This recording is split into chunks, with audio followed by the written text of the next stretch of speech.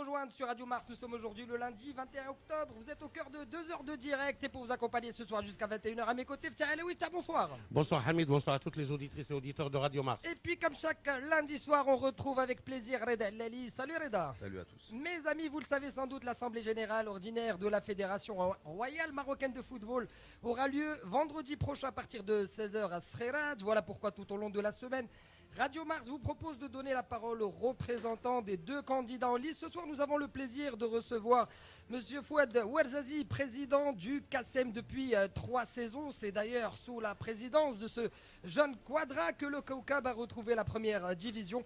Et c'est donc un des 4 présidents de club de la Botola Pro qui soutient la candidature de Monsieur L'Kja. Monsieur Ouarzazi, bienvenue. Merci d'avoir accepté notre invitation sur Radio Mars. Bonsoir et merci pour l'invitation. Bonsoir à toutes les auditrices et auditeurs de la Radio Mars. C'est Ftah Alaoui et vous-même et Reda Alali et toute l'équipe technique. Avec vous ce soir, Monsieur Ouarzazi, on essaiera de présenter le programme de votre candidat à travers 3 axes.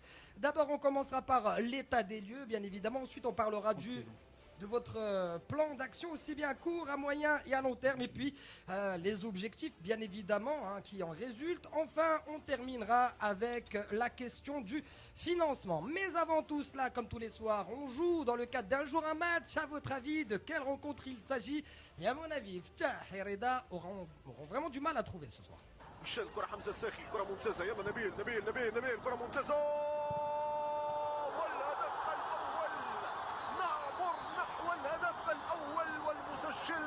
اللاعب الذي طرد النحس واي نحس بن مرزوق يونس يسجل الهدف الاول دقيقه 17 من المواجهه. Premier indice, j'ai l'impression que Reda a trouvé. Ben, c'est l'équipe. Oui, mais donnez-moi le match. De quel match il s'agit? Le match اللي كان les éliminatoires اللي كانوا هنايا. انا غنقول لك معاهم انا جاي لا ماشي ليجيبت انا جاي تونس واقيلا لا ماشي تونس évidemment. غلقوا on a une équipe غلقوا. Il y a une équipe avec une très belle victoire effectivement de l'équipe nationale. Vos réponses, la réponse de nos auditeurs, c'est par SMS ou 5030 prix du SMS Sidiram TTC. J'en profite aussi pour vous dire, n'hésitez pas à poser vos questions à Monsieur Ouarzazi qui représente ce soir donc le candidat Monsieur L'Kja. Allez, on va démarrer. C'est vendredi prochain, on en parle dans un instant. Reda, juste après ceci.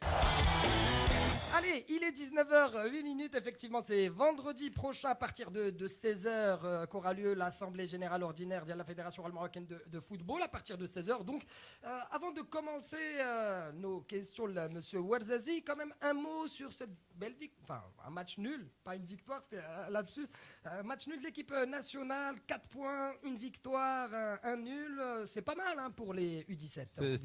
C'est même très bien à mon avis. Donc le match piège, c'était le match de l'Ouzbékistan parce que peu de gens sous-estiment le potentiel de cette équipe.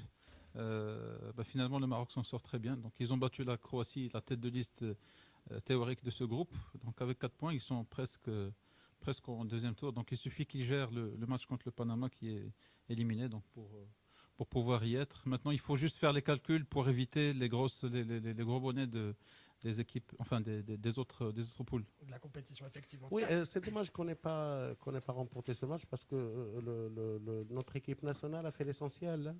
Ils ont dominé, ils n'ont pratiquement pas une seule action pour l'Ouzbékistan qui en première mi-temps s'est contenté de dégager carrément quand on est derrière. En deuxième mi-temps, ils ont essayé de faire un pressing milieu de terrain, mais ça n'a pas marché.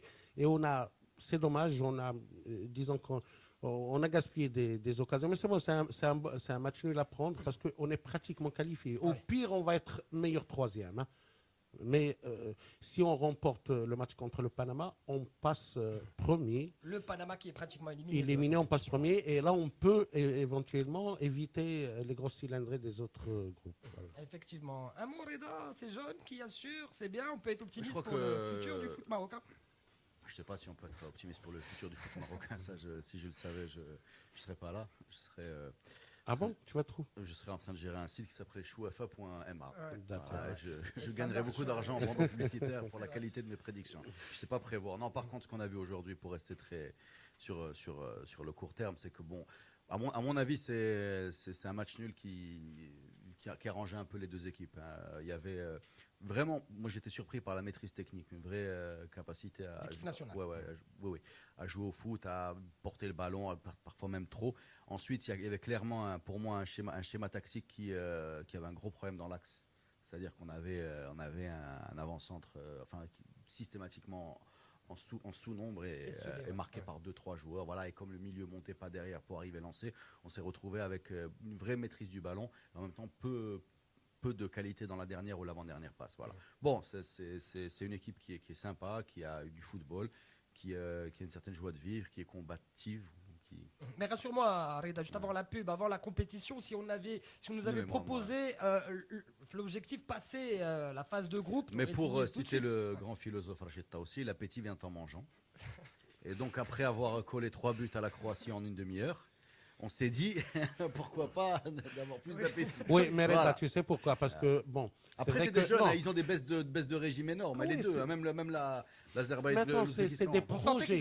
C'est des projets de joueurs, en formation, mais autre chose. Mais autre chose, c'est que contre la Croatie, on a surpris cette équipe, la Croatie. Donc la Croatie a été surpris par. Ils ne nous attendaient pas à ce niveau-là, effectivement.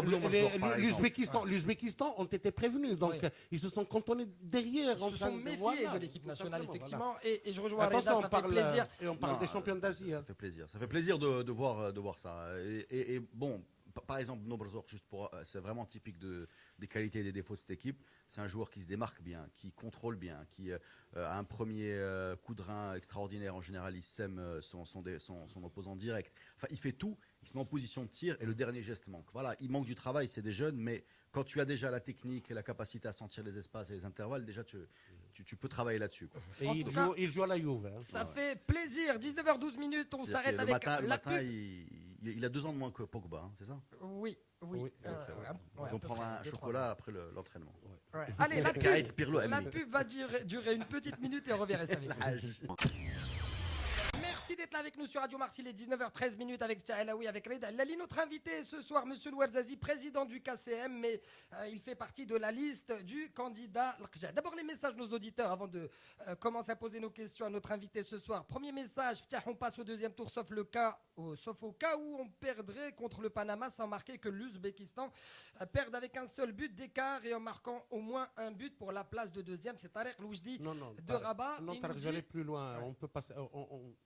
On est pratiquement sûr qu'on passe troisième, meilleur troisième. Avec 4 points. Pire, dans le pire des cas. Ouais. Voilà pour ce premier message. Autre message, c'est Abid Rajaoui qui nous dit on veut les têtes de liste, pas les colistiers.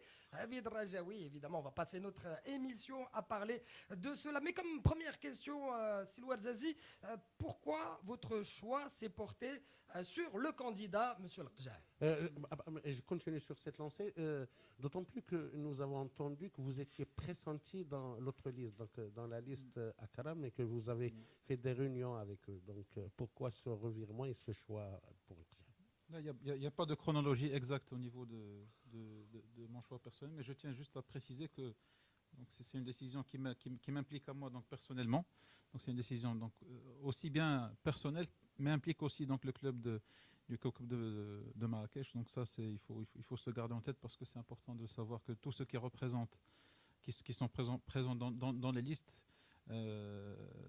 théoriquement, ils doivent représenter aussi leur club et pas simplement leur propre personne, parce que sinon on va jamais s'en sortir avec cette guerre de personnes et d'historique et de vision future, etc. Donc moi, je représente mes propres convictions et celles du comité du KCM avec qui j'étais en contact très, très rapproché pour prendre une décision finale. Alors c'est une décision collégiale, si je comprends bien. C'est évidemment une décision collégiale. Pourquoi donc ce choix? Le candidat L'Arkja? Alors pourquoi le candidat L'Arkja? Donc j'ai assisté donc à deux réunions, donc l'une avec Sieb Ila Akram, une personne que je respecte beaucoup, qui très certainement est portée avec beaucoup de motivation, de bonnes intentions pour le bien du football marocain. J'ai assisté également donc, à la réunion dans laquelle M. L'Arkja a présenté donc, son programme donc, pour le développement du football national.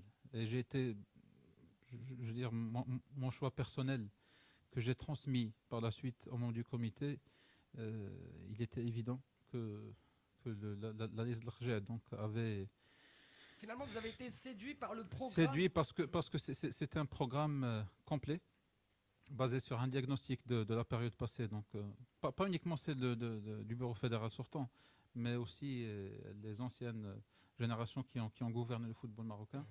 Donc, c'était basé sur un diagnostic et puis proposer des solutions qui étaient adaptées aux attentes de tous les dirigeants du football national, première division, deuxième division, les amateurs. Donc c'est vraiment un projet global, complet, avec une vision 360 degrés, y compris celle relative aux équipes nationales. Malheureusement, pour donc la deuxième liste, je n'ai pas ressenti autant d'engagement et autant de clarté au niveau du programme. Ça ne veut pas dire que ce pas des gens qui sont pas bien quoi que ce soit. Au contraire, c'est des gens qui sont tous... Vous vous retrouvez plus, on va dire, dans le programme. On se retrouve plus dans le programme. Et puis, j'ai eu une certaine confiance dans la capacité d'exécution. Parce que les programmes, vous savez, c'est des programmes, n'importe qui peut élaborer en 5 minutes un programme pour le développement du football national. La faisabilité, mais la faisabilité, la capacité des personnes à le mener à bien et à développer cette stratégie par des actions concrètes pour le football national. Je pense que la liste les membres qui sont dans cette liste, ils sont plus proches de réaliser cet objectif. Alors justement, puisque on va ce Alors soir moi-même bien évidemment, ce programme. Moi-même bien évidemment, c'est un honneur pour moi que Inch'Allah, je serai acteur dans l'exécution de ce programme. Donc aussi, je pense que je dispose des qualités nécessaires pour pouvoir donner ma touche pour alors justement, j'aimerais qu'on commence, si vous le permettez bien, on va présenter le programme oui, surtout ce projet, de votre candidat avant l'état des lieux, si vous le permettez, parce que vous n'y allez pas de main morte sur ce que vous pensez. Alors j'ai noté un petit peu ce que vous avez écrit sur l'état des lieux. Je note manque de centres de formation, retard des terrains synthétiques, absence d'une stratégie claire permettant d'avoir une politique footballistique nationale. Alors vous dites aussi travail des commissions aléatoires, désorganisées, ne fixant aucun objectif. Alors justement, on va essayer d'éclaircir nos auditeurs par rapport à votre stratégie, par rapport à l'état des lieux. Parlons de l'état des lieux, Monsieur Louarzazi. Et justement, dans ce sens-là, pour ce projet, qui c'est qui l'a fait? Après diverses réunions, vous êtes penché sur le problème. Comment ça a été? Alors, c'est un programme dont l'élaboration a été entamée pratiquement entre le mois de juin et juillet. Donc, un programme étudié avec une méthodologie scientifique donc au niveau de son approche et qui aboutit à des solutions concrètes. Maintenant, pour ce qui est de sa philosophie, elle est très simple. C'est une philosophie basée sur la capitalisation sur les acquis du bureau fédéral sortant, qui a quand même fait des choses très très intéressantes et très importantes pour le football national. Il s'est notamment engagé dans une voie à sens unique, qui est celle de la professionnalisation du football marocain. Donc ça, c'est irréversible. Donc il faut continuer ce chantier qui comporte plusieurs aspects financiers, juridiques, etc., donc de mise à niveau. Et puis éviter les erreurs qui ont été commises et essayer de les corriger, tantôt les erreurs humaines qui sont admissibles, tantôt les erreurs qui sont liées à la structure et au mode de gouvernance de l'ancien bureau fédéral. Concrètement, c'est quoi? Vous reprochez le fonctionnement de la Fédération marocaine de football, le volet formation, peut-être le professionnalisme, parce que le cahier de charge n'a pas été respecté à 100%. Une bonne gestion passe par une bonne gouvernance de la fédération. Donc, c'est-à-dire c'est la maîtrise des coûts, c'est la bonne répartition, une meilleure répartition donc des sous-budgets donc alloués aux différentes catégories que compose donc l'espace footballistique marocain. Tout le monde doit rendre des comptes, chose que forcément on n'a pas vue au niveau, par certains responsables au niveau de l'ancien bureau fédéral. Il faut rechercher un peu plus d'efficience dans l'exécution donc des tâches. Il faut justement que les tâches soient indépendantes, qu'il y ait une certaine indépendance au niveau des commissions, des personnes qui gèrent ces commissions. Donc c'est un certain nombre donc, de points qui se sont soldés malheureusement par des erreurs qui ont fait beaucoup de mal à certains clubs et même à la stratégie footballistique nationale. Alors le plan d'action, il y a 3 axes, hein. C'est le professionnalisme, la formation, la gouvernance. On va commencer par tout ce qui est court terme. Alors vous parlez de mettre en place une ligue professionnelle pour gérer les championnats pro élite 1 et 2. Quand j'ai vu ça, j'ai dit quid des amateurs.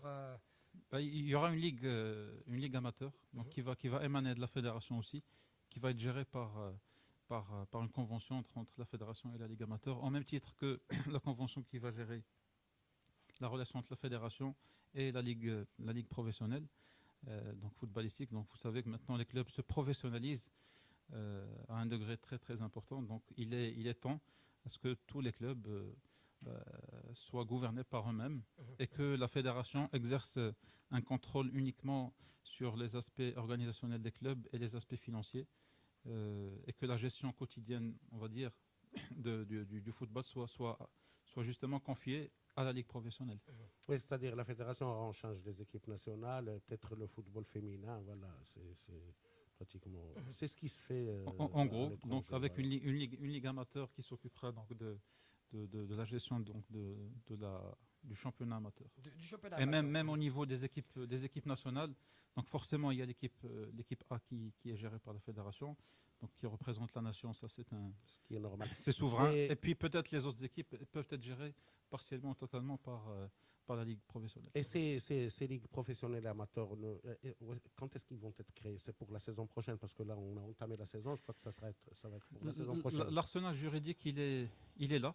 Donc il suffit donc de le faire actionner dans des délais très courts. Moi je pense il faut, dans un délai de 12 mois, il faut passer à l'action, à mon avis. Voilà, donc une année. D'ici un an, effectivement. Alors je reste sur le plan d'action à court terme avant de parler de tout ce qu'il y a à long terme. Vous parlez de respect du cahier de charge, surtout par rapport au stade de compétition. Alors, ça rejoint ce que vous avez dit en tout début, Monsieur Louarzazi. Comment faire pour que ce soit appliqué? Parce que c'est beau de l'écrire sur un programme, mais et ça faisait partie du chantier aussi de l'ancien bureau fédéral. Malheureusement, on a vu ici et là les failles par rapport au stade de compétition. Et surtout, par rapport à ça, je ne sais pas, le respect des cahiers de charge, peut-être que si on voudrait vraiment respecter le cahier de charge, peut-être qu'on va trouver 2 ou 3 équipes, pas plus, qui respectent le cahier de charge. Donc, comment vous allez faire? Comme vous le savez, je veux dire, c'est une politique qui a été tracée, donc à laquelle personne ne peut déroger, personne ne peut faire marche arrière. Maintenant, le réglage de la tolérance par rapport aux critères du cahier de charge. Vous allez revoir peut-être les exigences du cahier de charge. Ils seront de toutes les façons. Moi, je pense que personne ne peut, d'un jour à un autre, appliquer les critères à 100%. Donc, il faut de l'accompagnement. Et par la suite, les clubs doivent donc se mettre à niveau, parce que nous l'avons constaté, moi personnellement, avec le club, on a exercé en D2 et en D1. C'est pour l'instant, on connaît très bien la problématique. Il faut justement, et ça c'est une chose très intéressante dans le programme de CRG, c'est qu'il veut faire de l'accompagnement avant de passer au compte rendu. Donc d'abord, il y aura une période où la fédération va offrir une assistance plus ou moins avancée, donc en fonction donc des clubs et des problèmes qu'ils vivent. Donc une cellule d'accompagnement, de mise à niveau de structure administrative. Évoluer club par club. Voilà, tout à fait. Et donc il y aura des solutions et des aides qui seront personnalisées. Et ça, finalement, c'est pour le bien de... C'est-à-dire que le fait d'appliquer un cahier de charge n'est pas une fin en soi, mais ce que l'on souhaite, c'est que les clubs soient structurés de façon pérenne et dans la durée, et qu'on ne revienne pas dans 5 années et dire on a fait des conneries il y a 5 ans. Donc il faut vraiment structurer sur des bases qui soient très saines. Toujours sur le plan d'action, alors ça va faire plaisir évidemment à Aftia Alaoui, mettre en place une direction technique nationale. Et il y a aussi un objectif à long terme par rapport à la DTN, c'est accompagner justement la DTN pour la mise en œuvre de la stratégie footballistique nationale. Moi j'ai juste une question, comment tout cela? Comment est-ce qu'on va mettre en place tout cela, et surtout l'accompagnement de la direction? C'était l'aberration. L'aberration, c'était qu'on n'avait pas une direction technique nationale. Il n'y avait pas. Il y avait la direction technique. Des expériences. Il y avait la direction technique qui était chargée de la formation. Mais une vraie direction technique avec une vraie politique, une vision futuriste, on n'avait pas ça. Est-ce que vous avez une idée des noms qui pourraient éventuellement postuler pour le poste de DTN? Très sincèrement, j'ai pas idée sur les noms, mais on a idée sur les profils. Donc, c'est des profils qui sont vraiment très adaptés. Vous savez, dans le football, c'est une problématique à double sens. Il faut des dirigeants ou des gestionnaires donc, qui soient d'un haut niveau, mais le football, il ne faut pas oublier, c'est une affaire de footballeurs, c'est très technique. Donc, quand vous combinez un bon gestionnaire avec un bon technicien, c'est là où vous obtenez un résultat. Sinon, si vous disposez d'un seul élément de cette équation, vous n'allez jamais réussir. Donc, il faut une approche participative. Il faut des profils qui soient adaptés, qui sont malheureusement très très rares au niveau national. Donc, ça aussi, c'est un autre chantier. Tous ceux qui ont besoin de mise à niveau au niveau de la formation vont signer donc des conventions de formation, que ce soit à l'intérieur du Maroc ou à l'extérieur du Maroc. Mais l'essentiel, c'est qu'il faut très urgemment, il faut qu'on dispose de cadres techniques capables de mener à bien ce changement. Parce que le football, je le répète, c'est une affaire de footballeurs. Oui. Parce que moi, quand je lis, c'est très ambitieux, mettre en place une direction technique nationale, elle a doté des moyens lui permettant de tracer une politique footballistique nationale touchant le football d'élite et de masse. Donc, est-ce que la commission technique nationale aura la latitude de pouvoir faire tout ça, Zama? Personne ne va intervenir. Alors, la réponse de Ftah Alaoui, juste après la pub, on s'arrête 2 petites minutes, reste avec nous. Merci de nous écouter sur Radio Mars avec Ftah Alaoui et Rida Allali, puis notre invité, Monsieur Louarzazi, président du KCM et faisant partie de la liste du candidat. Alors, avant la pub, Ftah Alaoui a posé une question. C'est par rapport à la direction technique. Est-ce qu'elle aura... je vois mal, parce que nous, on a vu des expériences des directions techniques se succéder, mais ils n'avaient aucun pouvoir, en fin de compte. Ils étaient en place, en fin de compte, ils n'avaient pas un vrai pouvoir pour tracer justement la vision, la stratégie. Ils le disent d'une manière différente. Ils parlent de la direction nationale technique, ça c'est l'état des lieux. Absence d'une stratégie claire permettant d'avoir une politique footballistique nationale. Voilà, vous êtes convaincu de ça, monsieur? Oui, alors justement, quelle serait votre vision, votre politique, quelle stratégie pour la DTN? Pour la direction technique nationale, vous savez, nous avons eu depuis les années 80, on a eu beaucoup d'expériences c'est ça le malheur, malheureusement, c'est que c'était des directeurs techniques nationaux et pas des directions techniques nationales. Donc c'était toujours, malheureusement, donc certains exemples donc, ratés de directeurs techniques nationaux qui faisaient, où ils étaient incapables de taper du poing sur la table. De s'imposer par rapport à leur stratégie. Voilà, donc, ou ne disposant pas de moyens humains ou financiers nécessaires, ou tout simplement l'absence de vision. Donc c'était des one-man shows qui voulaient tout faire en même temps, et puis c'était le meilleur moyen pour ne rien faire. Mais je crois que non, je crois qu'ils n'avaient pas d'abord les moyens, et puis ils n'avaient pas le pouvoir. On ne leur donnait pas le pouvoir justement de tracer cette politique, de pouvoir travailler aussi. C'est la vision de ce bureau, c'est toutes les équipes qui ont réussi de par le monde. Ils confiaient la gestion des affaires techniques footballistiques aux footballeurs. Au foot. Ça c'est très important. Un gestionnaire, il doit être complètement indépendant, mais il a des outils de contrôle. Donc, des outils de remise en question par rapport à certaines dérives de certains techniciens qui n'ont pas forcément la même vision des dirigeants. Donc, l'essentiel, c'est que les dirigeants, avec le directeur technique national, co-développent une vision d'ensemble et fassent participer au niveau national l'ensemble des parties prenantes par rapport à ce programme de mise à niveau technique au niveau national. Quand vous parlez de direction technique nationale, donc je comprends par là que le futur DTN aura une équipe avec lui. Tout à fait. C'est-à-dire on prendra le temps nécessaire pour bien élaborer la stratégie, plutôt que de s'atteler sur des noms ou pour faire plaisir à l'opinion publique ou ce genre de choses. Alors, on passe au plan d'action à long terme, avant de donner la parole à Rida Allali. Alors, j'ai noté 2 choses, et là, personnellement, j'ai envie de vous poser la question. Vous parlez d'améliorer l'efficacité des organes chargés de la gestion et des contrôles des clubs. Alors, déjà, comment? Et vous parlez de rationaliser les dépenses des clubs. Là encore, comment faire face à des clubs dont Tu es passé à moyen et à long terme. Là, je suis sur le long terme. Donc on a terminé pour le court terme. Oui, le court terme, c'est bon. Non, parce que... Oui, l'entraîneur national, D'accord. s'il te plaît. D'accord. Alors, par rapport à comment améliorer l'efficacité des organes chargés de la gestion et des contrôles des clubs, monsieur Oui. Ouazzani. Alors, tout passera nécessairement par une première étape importante et nécessaire, c'est un diagnostic des ressources humaines Il faut changer les mentalités. au niveau des clubs.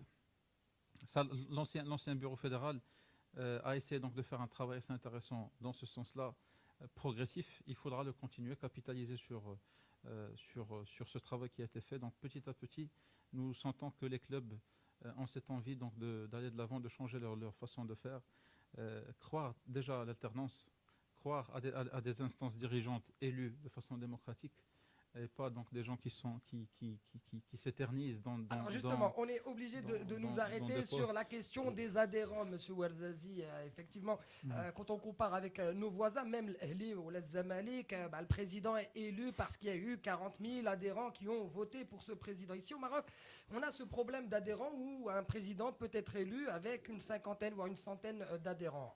Comment faire justement pour lutter contre... Et puis c'est de l'eau qui ne bouge pas, donc c'est toujours les mêmes qui sont là, qui votent et qui revotent et qui applaudissent, etc. L'arsenal juridique est là, donc toutes les sociétés qui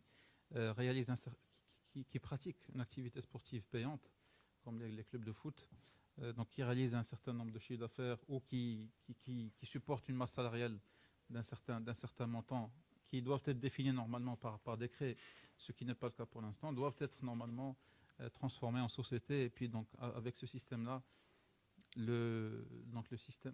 l'association reste propriétaire du club, donc partie prenante au niveau de la gestion, mais la grande partie est déléguée à des investisseurs externes ou voire même des dirigeants qui ont envie de mettre de l'argent dans l'idée, c'est de changer donc le statut. Donc vous allez revoir.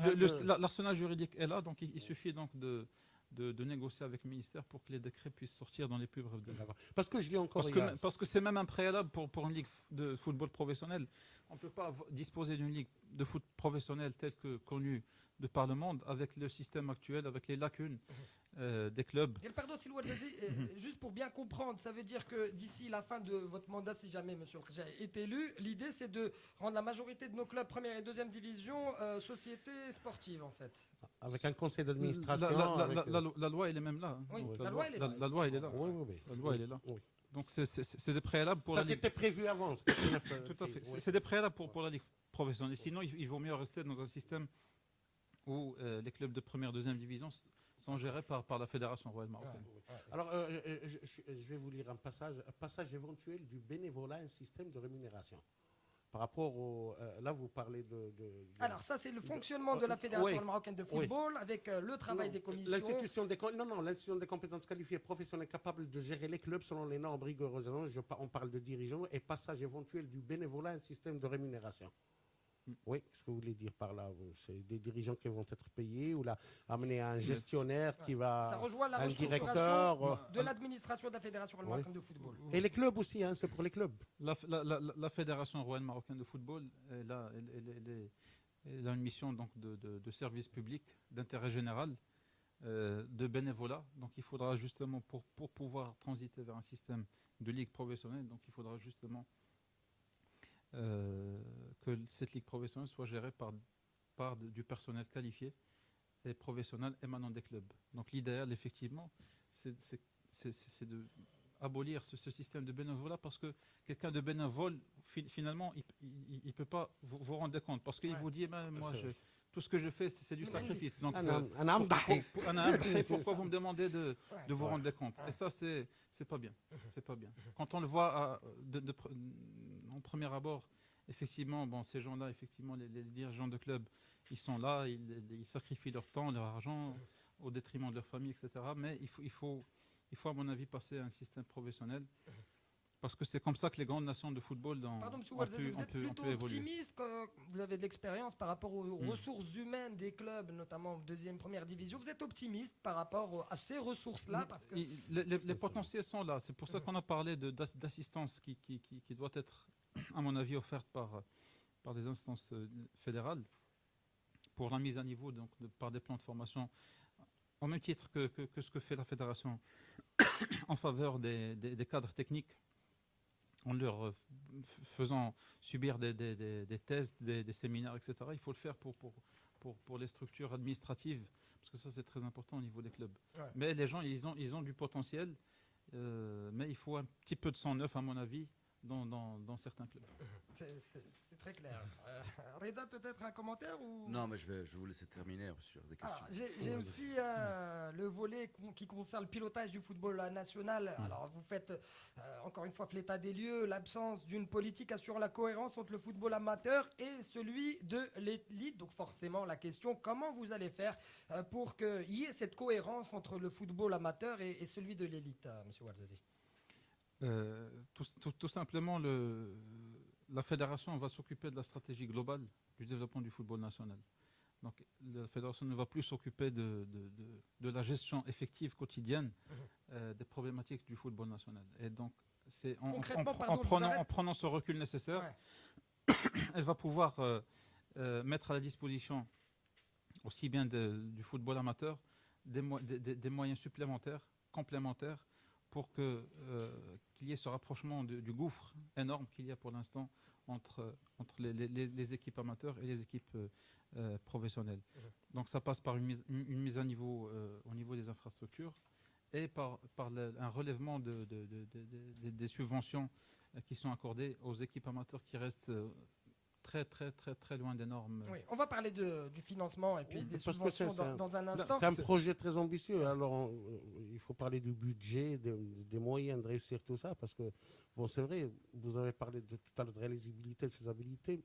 C'est sur combien d'années? C'est un petit peu ambigu pour les gens qui nous écoutent. Sincèrement. À votre avis, vous pouvez réaliser jusqu'à combien, quel pourcentage de ce programme vous pourrez éventuellement concrétiser, très sincèrement?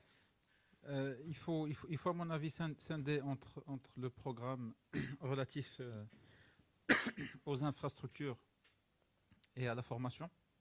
Ça c'est très important. Ça c'est un programme qui est maîtrisable parce qu'il dépend tout simplement d'une mise à niveau de ressources financières et de ressources humaines. Et donc ça, c'est réalisable vu que le CIRGE, il a pu négocier des accords pour des financements supplémentaires qui vont l'aider très certainement donc, à réaliser cet objectif. J'aimerais juste rappeler quelques points parce que c'est très ambitieux, le programme Dialco, M. Ouarzazi. On parle les infrastructures, la création de 30 centres de formation sur les 3 prochaines années à concurrence de 10 centres par an. Chaque club doit disposer de son propre centre de formation. Il y a la mise à niveau des centres de formation existants conformément au cahier de charge de labellisation, la signature de conventions d'objectifs avec les ligues tout en assurant leur suivi par la direction technique régionale. En tout cas, on parle de 30 centres de formation et l'idée c'est que chaque club puisse avoir, et doit plutôt disposer de son propre centre de formation. Est-ce que c'est pas trop ambitieux? C'est-à-dire que c'est un élément fondamental du cahier des charges qui est imposé par la FIFA à la base et puis imposé par la Fédération royale marocaine. Donc c'est disposer d'un centre de formation. Donc ça c'était effectivement des critères secondaires voire tertiaires mais qui doivent passer au premier plan parce que c'est important pour la mise à niveau du football national. Les financements, donc on parle de 30 centres de formation sur une durée de 3 ans, donc 10 centres par année, avec un coût moyen estimatif donc de ces centres de 30 millions de dirhams. Pour chaque moi je pense que cette enveloppe elle est cohérente par rapport à l'intervention même de l'État, qui est le principal concerné par la mise à niveau des infrastructures du Maroc de façon générale. Donc c'est pour ça que les gens ils s'étonnent, ils se disent oui mais monsieur Rjad, d'où est-ce qu'il va ramener ces 600 millions? Oui, j'ai même entendu des gens dire que même la loi de finances, Mazel Madej, etc. Ça c'était des programmes qui étaient préétablis depuis longtemps. Donc, oui, je suis en train de lire Jeunesse et Sport 200, l'intérieur 200 et les finances 200. Alors, on va clarifier pour les auditeurs qui n'ont pas le document Alaoui sous les yeux. Oui. Alors, mais justement, ça c'est les financements. Et il parle aussi d'autocars, l'achat d'autocars pour c'est déjà fait, je crois. Vous allez encore acheter des cars? Non, il y a des autocars qui sont prévus pour les équipes qui n'en disposent pas, notamment les amateurs. Non, mais là je suis en train de lire achat d'autocars pour D1 et D2 aussi. Alors une durée de vie d'un autocar, vous savez, c'est... je crois qu'ils viennent d'avoir leur autocar l'année dernière, cette année aussi. Ça a été fait en 2 ou 3 temps. Mais la durée de vie d'un autocar ne dépasse en général pas les 4-5 ans. Il y a aussi la rénovation et la modernisation des stades de compétition en conformité avec les conditions et les normes prévues par le cahier de charge. Alors, ici même, dans cette émission, plein de fois, on a parlé de l'état du stade de Khouribga, notamment. Vous citez Khnitra, Khouribga, El Jadida, Asfi et Salé. Franchement, est-ce qu'il n'y a pas d'autres stades qui demanderaient aussi une modernisation, à commencer par le complexe sportif Mohamed V, parce que, par exemple, il n'a pas été retenu. Tous les stades de D2, un grand nombre de stades des équipes amatrices. Donc tout ça, effectivement. Mais là, il va falloir que vous impliquiez aussi la région. C'est pour ça qu'au niveau du plan de financement, il y a aussi bien la partie relative au ministère en tant que partie prenante importante dans le développement du sport national de façon générale et les collectivités locales. Et un des points qui m'ont plu personnellement au niveau du programme de CRG, c'est qu'il va y avoir la signature d'une convention à travers laquelle les collectivités locales vont s'engager donc à accorder donc au club une somme qui soit fixe,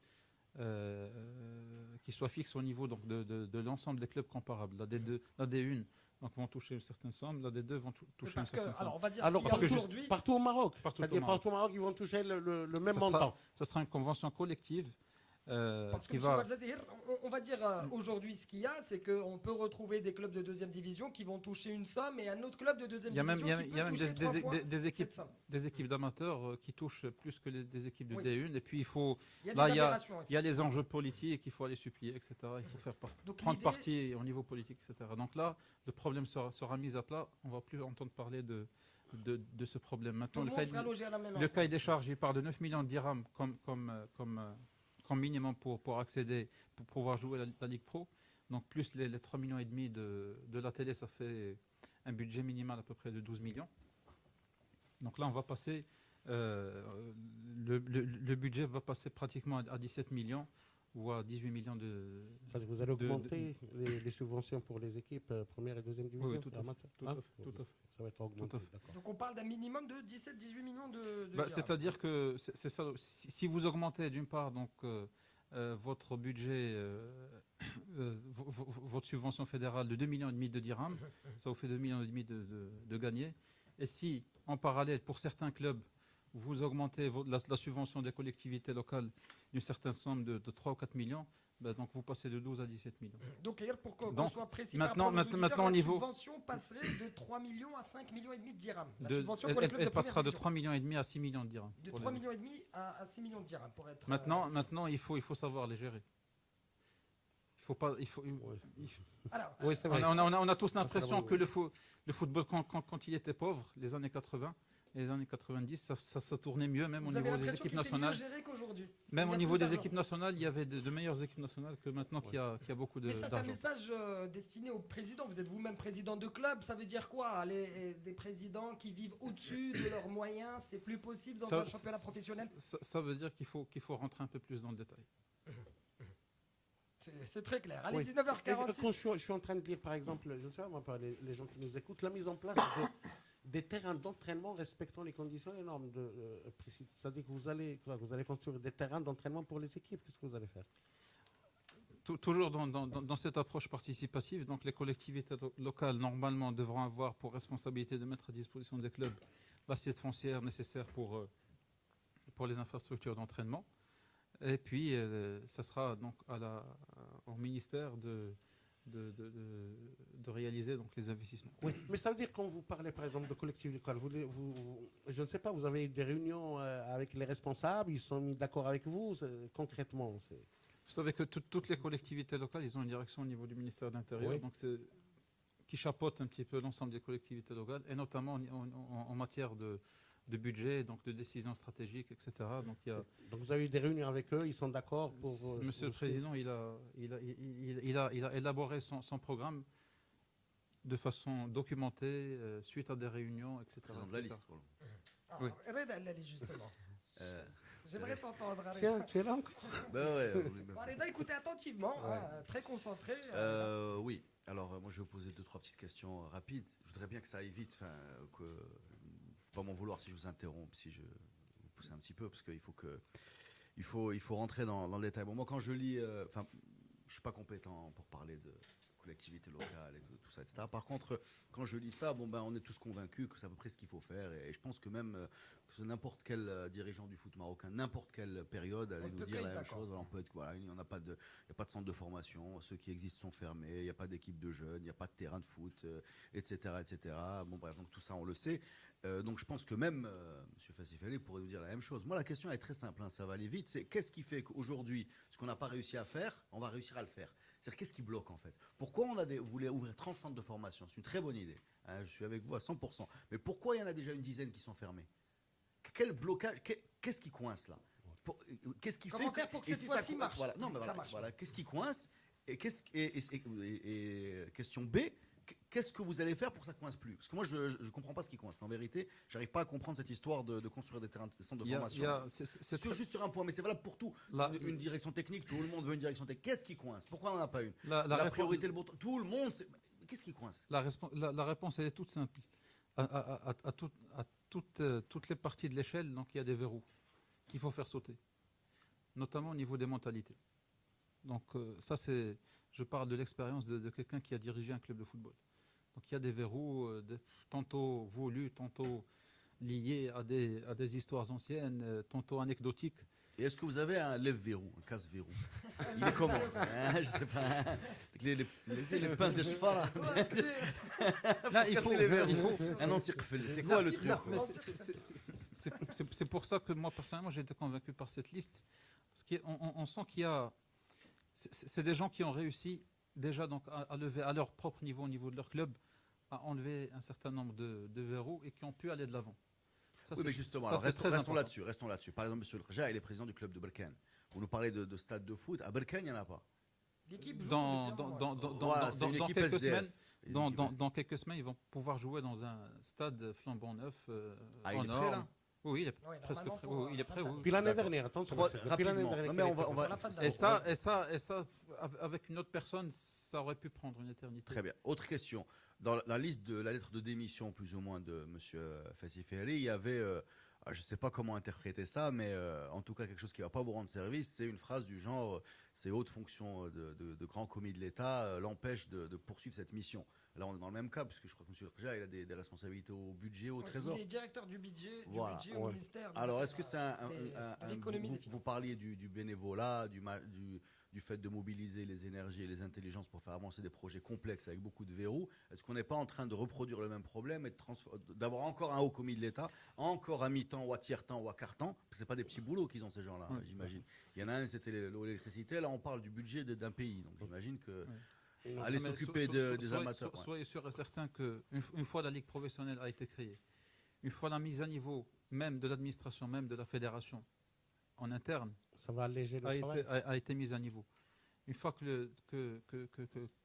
qu'un plan de procédure de travail a été mis en place de façon claire, une fois que les commissions commencent à travailler en parfaite transparence avec une certaine indépendance, une commission, ça représente les intérêts des clubs et ça représente aussi les obligations donc, qui découlent d'un certain nombre de textes juridiques. Ouais.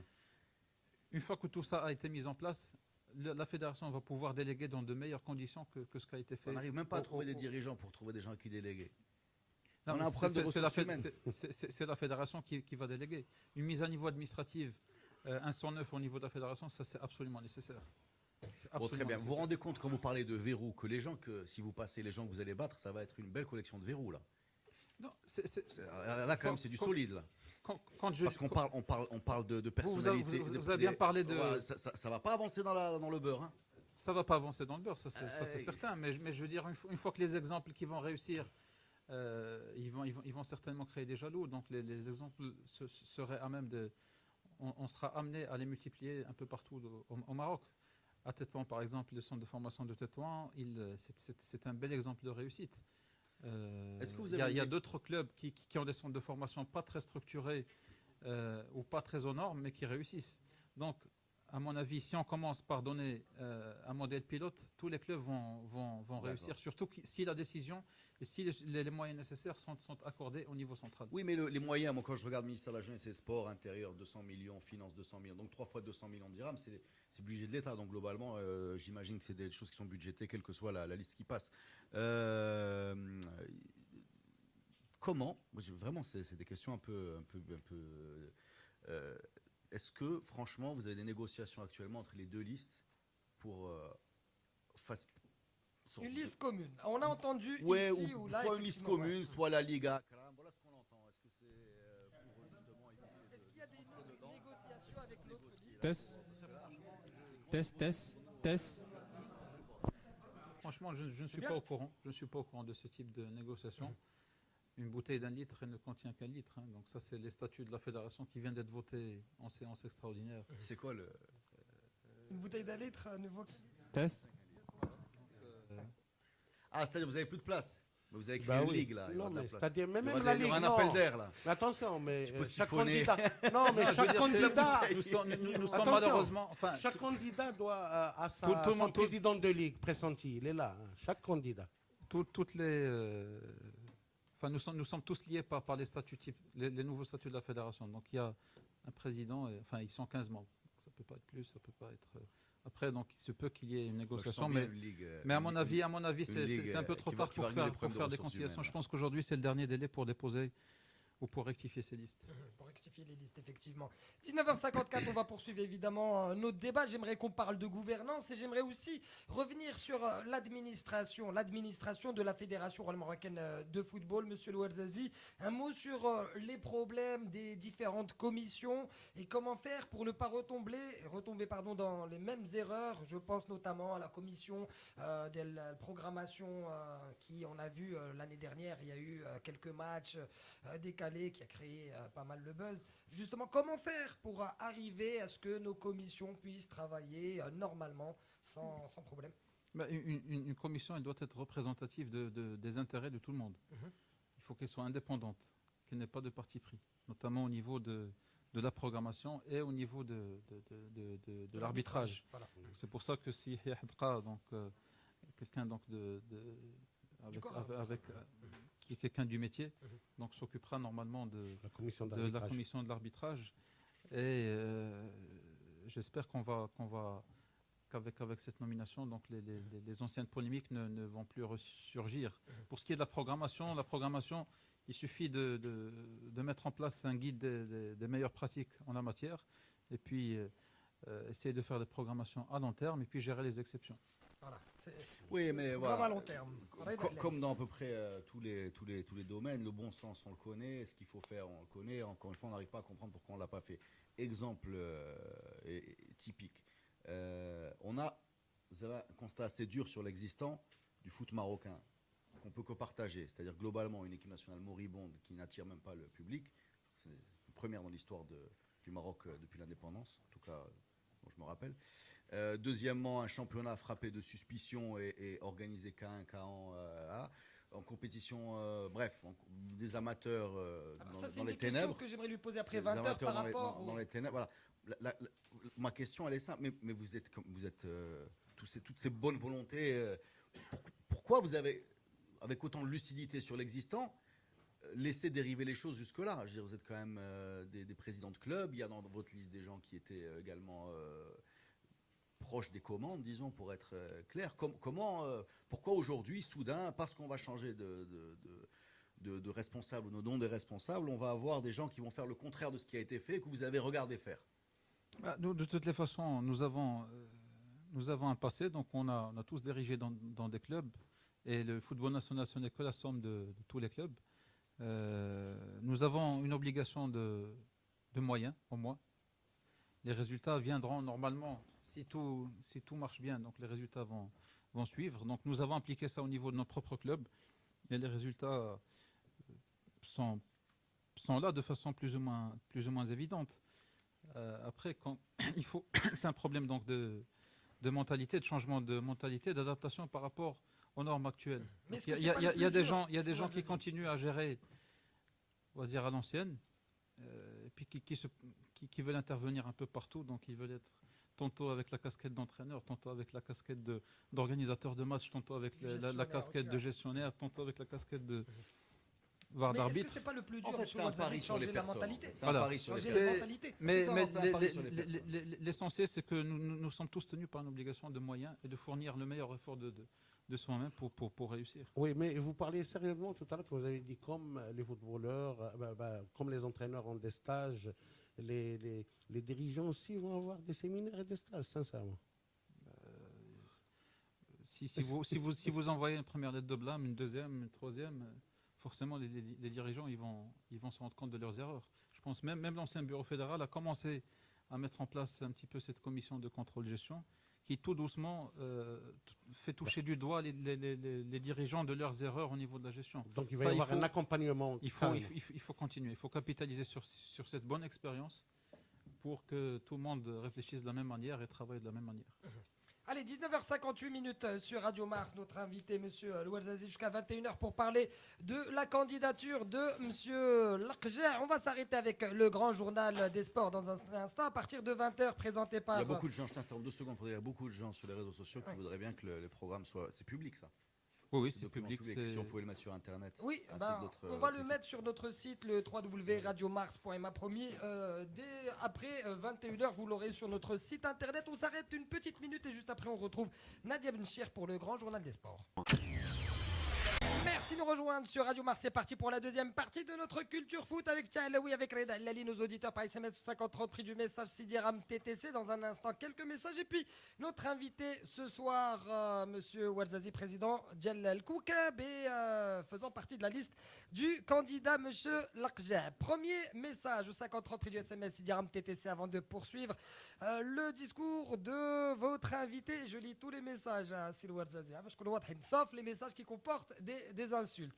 Le discours de votre invité sans le réchauffer. Il faudra d'ailleurs prévenir tous les gens qui envoient des SMS avec des mots vulgaires ou des insultes qui sont en train de jeter Sidiram TTC par la fenêtre. Exactement, ça sert et on va même pas lire en oubliant le mot. On va enlever tout le SMS. Exactement. Dès qu'il y aura des insultes, c'est clair, Reda a raison de préciser. Vous perdez votre argent, arrêtez d'envoyer des SMS qui comportent des insultes. Après, mais en revanche, envoyez-nous des questions, voilà, des arguments, des questions. On n'hésitera pas à les poser. Est-ce que je suis Marjou là, Crystal Palace, c'est notre ami. Alors effectivement, parce qu'en ce moment, il y a Crystal Palace face à Fulham, 16 minutes, c'est Crystal Palace qui mène 1-0. Alors le premier nous dit Mendoza a plusieurs casquettes, pourtant il fait partie de la liste de Monsieur Lakja. Y a-t-il pas contradiction par rapport à vos propos? Monsieur Lakja a plusieurs casquettes. Monsieur Ouelzazi, c'est Marie Youssef pour ce message. Autre message, c'est un plaisir d'écouter Monsieur Ouelzazi exposer le plan d'action de la liste Lakja. Contraire, alors je ne vais pas lire la deuxième partie du message. Najib de Rabat nous dit chez Reda, toutes les collectivités locales n'ont pas de sous pour régler les factures électricité, eau, et vous parlez de leur aide. Bizarre quand même. Alors effectivement, notre auditeur a probablement raison. Non, je suis désolé, je contredis. Il y a une gestion normative au niveau de... Il y a des normes au niveau de la gestion des budgets des collectivités locales. Donc c'est pour ça qu'une décision doit être prise au niveau central pour justement prendre en compte les différences qu'il y a entre les différentes collectivités locales. Mais en général, les équipes de première division représentent des grandes villes. Autre question auditeur, toujours avec Harry qui dit à Marrakech, la mairie va-t-elle subventionner par exemple? Est-ce qu'elle va subventionner le KCM ou la Nejm ou l'Al-Mouloudia et les équipes de la Ligue? Point d'interrogation, plutôt ceux qui ont un parti politique. Alors, concrètement, par exemple, sur la ville de Marrakech. C'est un débat justement apolitisé et c'est l'objectif justement de ce point qui a été intégré dans le programme de CRG. C'est que le débat doit devenir, la chose sportive doit devenir apolitisée. Quand une convention est signée avec tout le monde, indépendamment de la casquette politique, je pense que les choses vont s'améliorer. Non, au contraire, c'est le contraire de ce qui a été dit dans ce message. Ouais, alors, il y a d'autres... Non, mais la question... Alors, pardon, juste, Taharab ne joue pas, il n'est même pas sur le bon tour, et Chimach est sur le bon. Voilà. Reda, non, la question? Non, mais la question, c'est pas sur la... Enfin, la première partie de la question, c'était par rapport à la répartition des budgets entre plusieurs équipes. Ça. Par exemple, sur la ville de Marrakech, il y a le KCM, il y a le Nejm. Si vous avez une équipe de première division, ça sera tant. Ça sera par exemple 7 millions de dirhams. En D2, ça sera 3 millions. Les équipes amateurs, ça sera 500 000 ou 600 000. Moi, j'ai une question. Vraiment, peut-être c'est stupide parce que je ne connais pas bien l'administration. Mais est-ce que vous avez les moyens, vous, d'imposer à une collectivité locale de donner de l'argent à un club de foot? Légalement, je veux dire, vous êtes une fédération. Non, vous n'avez pas autorité sur les élus légalement, non, parce que c'est des conseils élus, Voilà. donc qui ont leur propre façon de voir les choses, leurs priorités des fois. Mais en termes de gestion normative des budgets des collectivités, il y a 15% du budget de chaque commune qui est censé être destiné à la promotion sportive, culturelle, associative. Autre message, 50 prix du SMS Sidiram TTC, je découvre en même temps alors un message de notre auditeur Abid Rajaoui qui nous dit on voudrait un débat entre messieurs Rja et monsieur Akram. Ah bah il va avoir lieu vendredi. Oui, mais avant vendredi, nous sommes en train d'essayer d'organiser du rock'n'roll. Effectivement. Là, Chareda. Mais je sais pas, c'est comme ça que je le vois. C'est une image qui me vient. C'est bien, rock'n'roll, c'est bien. Ah, moi j'aime bien le rock'n'roll. Pas rock'n'roll, ça va être chaud. Ah, ça va être trapu, ouais. Voilà, ça va être chaud. J'aimerais, monsieur Warzazi, parler de la deuxième partie de l'émission de gouvernance. On va parler aussi de l'équipe nationale. Et puis, on va donner aussi la parole à nos auditeurs qui vont poser la question. J'ai vu dans votre programme, il y a un cadre de référence. C'est l'extrait de la lettre royale adressée aux participants aux assises nationales du sport du 24 octobre 2008. Alors, je vais vous lire l'extrait du discours de Sa Majesté le Roi. Il nous dit « Il est donc impératif pour sortir de cette crise d'instaurer un dispositif moderne et efficace de régulation de ce secteur, reposant essentiellement sur la restructuration du paysage sportif national et la mise à niveau des organisations sportives dans la perspective de leur professionnalisation, ainsi que la démocratisation des instances chargées de leur gestion. » Un discours qui date du 24 octobre 2008. On est jeunes entre nous, ça fait déjà pas mal de temps. 2008-2013, ça fait déjà 5 ans. Pour vous, c'est toujours d'actualité. C'est d'actualité et ça a été suivi des faits. Et puis c'est un chantier qui est encore ouvert. Donc les bases ont été mises en place à travers la loi 3009 notamment, la nouvelle loi sur l'éducation physique et sportive. Et puis ce qui va déboucher sur la création de ligues professionnelles qui elles-mêmes nécessitent certains préalables. Et Serge, avec son programme, normalement, doit donner donc au club les moyens de réussir et à s'intégrer dans ce milieu professionnel. Ce qui n'est pas évident, parce que, je le dis et je le répète, c'est une question d'abord de mentalité. C'est une question de mentalité avant et après tout. Et puis, donc, la volonté au niveau central pour accompagner les clubs dans leur restructuration. Très bien. 20h21, on va parler justement de l'équipe nationale, évidemment, l'équipe A. Et avant l'équipe nationale, est-ce que pour vous, avant d'aborder l'équipe nationale, la pyramide n'est-elle pas inversée? Je parle des budgets qui sont éventuellement alloués à tel ou tel département. Est-ce que pour vous, en gros, au Maroc, vous ne voyez pas que notre pyramide, elle est plutôt inversée? Forcément, comme je l'ai dit en tout début d'émission, les sous-budgets donc, alloués donc, au football, aux différents acteurs donc, du football, gagneraient à être revus et optimisés. Donc, justement, pour avoir une meilleure efficience, je conçois mal, des fois, quand j'avais exercé en D2. Alors, je vais vous dire ce que dit régulièrement un club comme le Co-Club qui a des difficultés à payer des salaires très modiques. Alors qu'entre-temps, on voit des frais, des dépenses mirobolantes relatives à des choses qui ne sont pas aussi importantes que de payer un joueur en fin de mois. Oui, alors justement, nous, l'exemple qu'on sort régulièrement dans Culture Foot, et merci Reda et Ftah, c'est comment vous expliquer que le champion de l'Botola, par exemple, perçoit pratiquement ce que percevait à l'époque l'entraîneur national sur un mois de salaire, effectivement. Il y a quand même un gap, il y a un décalage quand même entre le champion titre qui reçoit... C'est pas un décalage, c'est une aberration. Non, c'est pas une aberration. Il faut savoir ce qu'on veut des fois. Excusez-moi, c'est ni un décalage ni une aberration, je précisais ma pensée. C'est une déclaration, c'est montrer ses priorités. Oui. C'est un message. Voilà, c'est un message. Le message, en plus par manque de chance, disons qu'on est tombé après dans les mêmes... la comparaison tombe pile poil, c'est dire ce championnat ne nous intéresse pas. Ce qui nous intéresse, c'est l'équipe nationale. Et il n'y a pas de relation entre les deux. Voilà tout ce qui est dans cette décision-là. Oui, mais l'équipe nationale, tu vas avoir une équipe nationale forte quand tu auras des équipes fortes. Alors justement, avant l'équipe nationale, comment redorer l'image, le blason d'Yal Botola? Surtout que la vitrine d'une fédération, c'est l'équipe nationale. En plus, vous n'avez pas de chance. Parce que vous n'avez pas de chance. Vous allez hériter. Eux, ils y sont pour rien. Si jamais, c'est un changement de bureau qui se passe à 13 mois. 13 mois hein, d'une CAN à domicile, avec une équipe par terre, parce que bon, après, toutes les auto-évaluations de la Cheta aussi sont ce qu'elles sont. Je respecte le bonhomme, mais il laisse rien, quoi. Donc, globalement... c'est une très bonne transition pour parler de l'équipe nationale, effectivement. Le futur bureau... On a un chantier énorme et l'urgence du résultat, parce que autant tout le monde peut comprendre qu'on plante une CAN au Gabon, en Afrique du Sud, on n'est plus à une près, mais là, à domicile, il va falloir...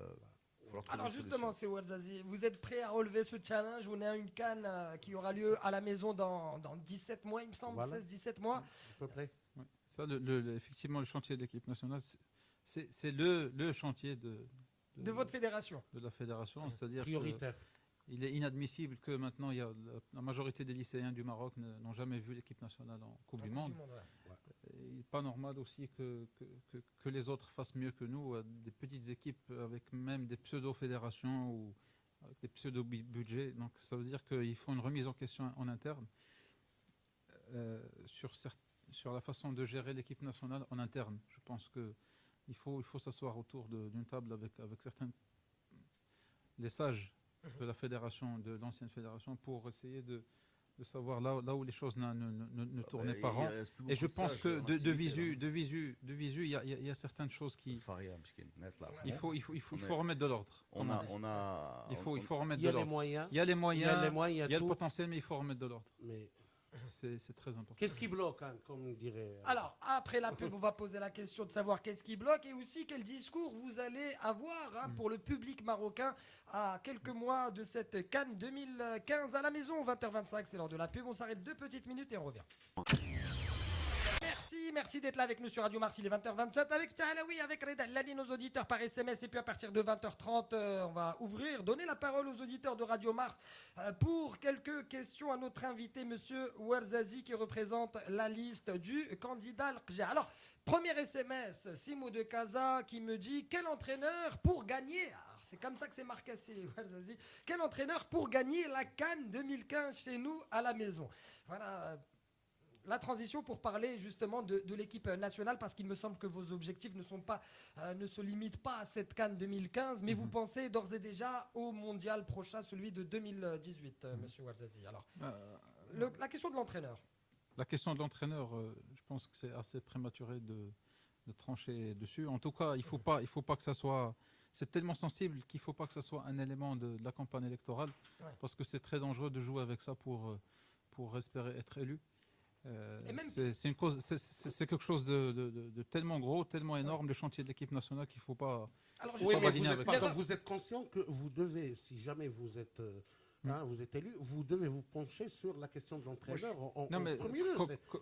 Quand je dis ça, c'est-à-dire on ne va pas balancer un nom.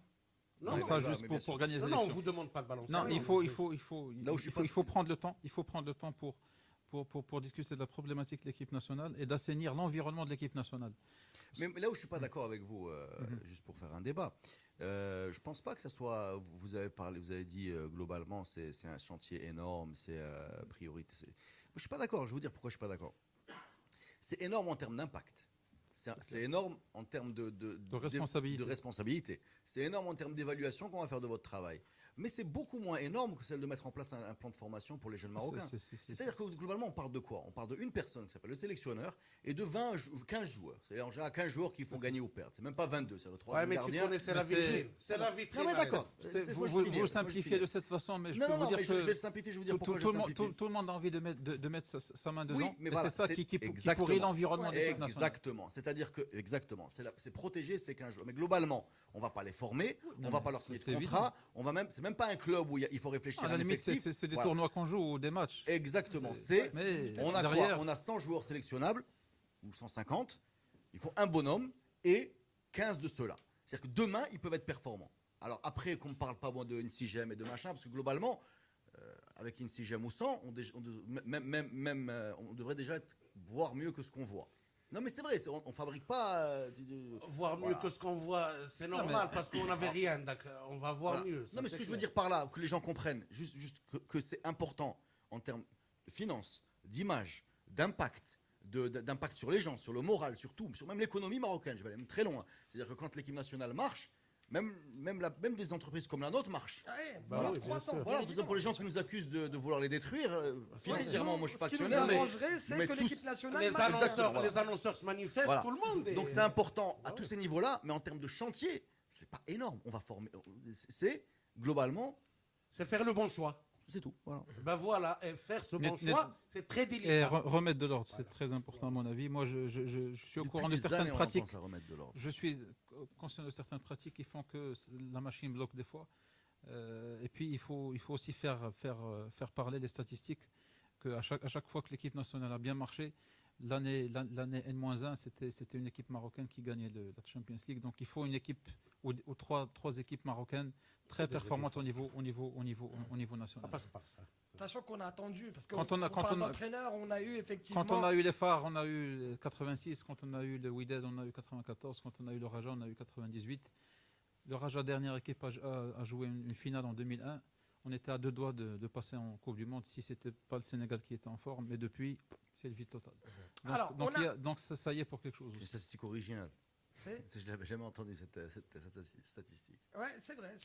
Ouais, en même temps, bon, il n'y a pas Effectivement, forcément mais- les joueurs de ces clubs-là sur le terrain. Maintenant, il y a eu Pourquoi aussi pas des Toujours décisions été- malheureuses, Non, mais monsieur naturellement. Ouarzazzi. Non, mais c'est-à-dire vous êtes qu'on- Non, on a Non, toujours quand- dit quand- quand vous qu'une avez- équipe- pardon, quand- on a quand- toujours dit qu'une équipe nationale va être forte quand les clubs vont être forts. C'est clair. Mais pardonnez-moi, vous êtes conscient aussi qu'il y a eu des décisions malheureuses, hein. On a attendu pendant quelques mois On est en train l'entraîneur, d'attendre. on a eu les 4 fantastiques, on a eu.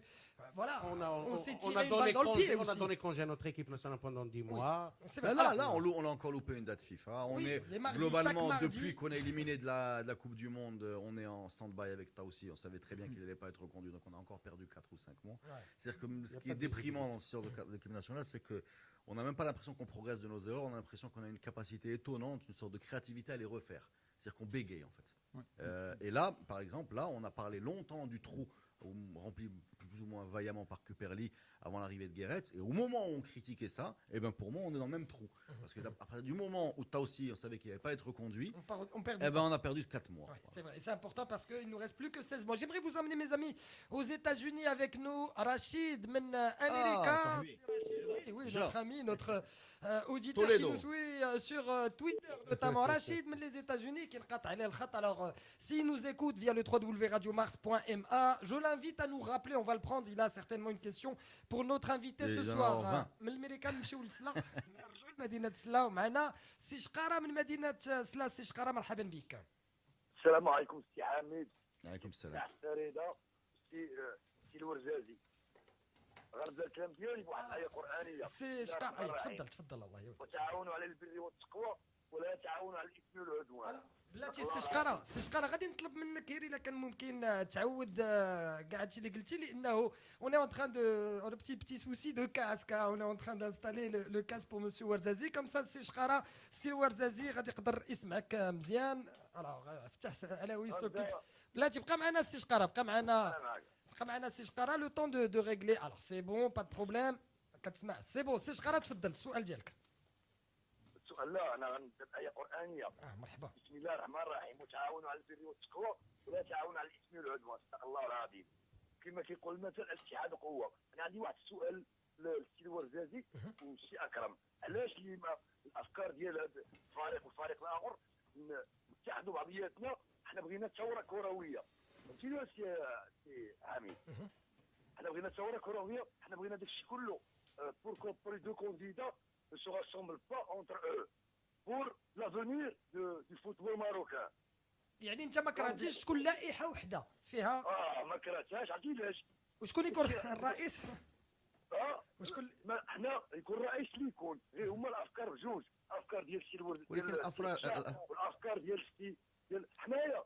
حنا عينا خصنا هذه خصنا اللهم هاد الجوج هادو يديروا لنا يكون الاتحاد بعضياتهم ويكون اكيد بحال في المانيا. والله الا كاين واحد الخطه ذهبيه راه بنادم راه كتاب ديك الناريات. علاش اللي الافكار ديال السي الورزاز ديال السي القشع والسي اكرم حنا بغينا ثوره كرويه صالح الكره الوطنيه كامله. ولكن السي شقاره يقدر يكون كل واحد ما يكونوش متفقين على دي بوان في البروغرام ديالهم. ولكن شوف حنا بغينا خلينا من ديك ديك انا نحيدوها.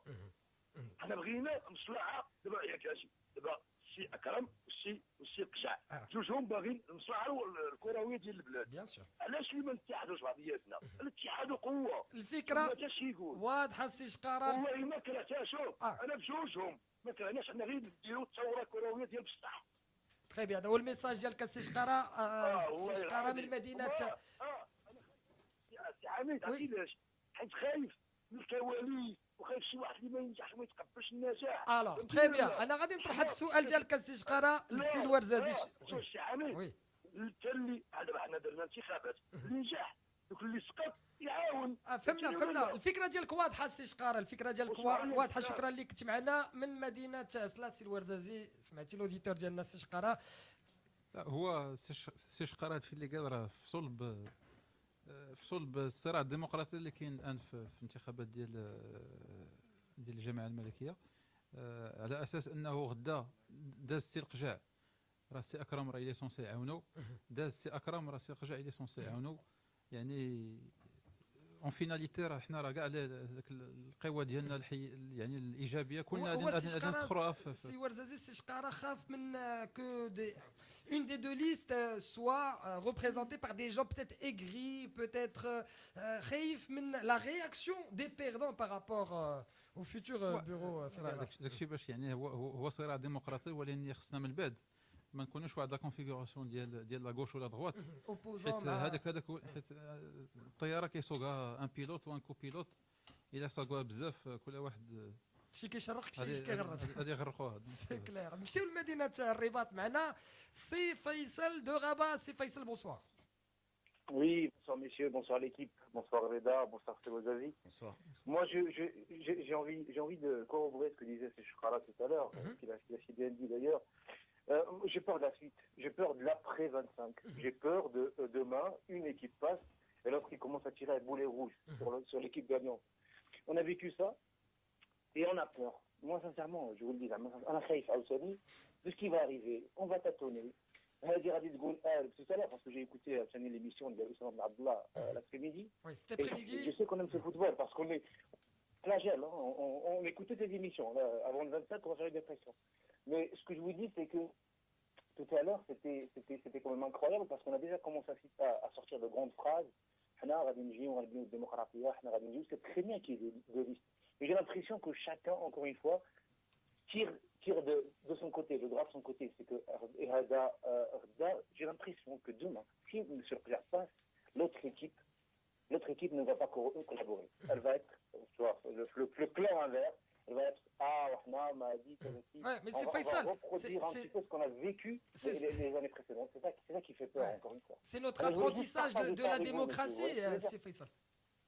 Pardon ? C'est ça la démocratie, il y a un perdant et un gagnant. Oui. Le perdant, normalement, dans un pays démocratique, ne peut que applaudir les gagnants. Mais ce que j'aime bien de votre phrase, c'est le normalement. Et le normalement n'existe pas forcément. Donc c'est ça qui. Donc moi j'ai juste envie qu'on fasse au moins une chose de bien, qu'on fasse une chose transparente, qu'on communique sur tout et qu'on construise une fois pour toutes quelque chose de bien pour ce pays.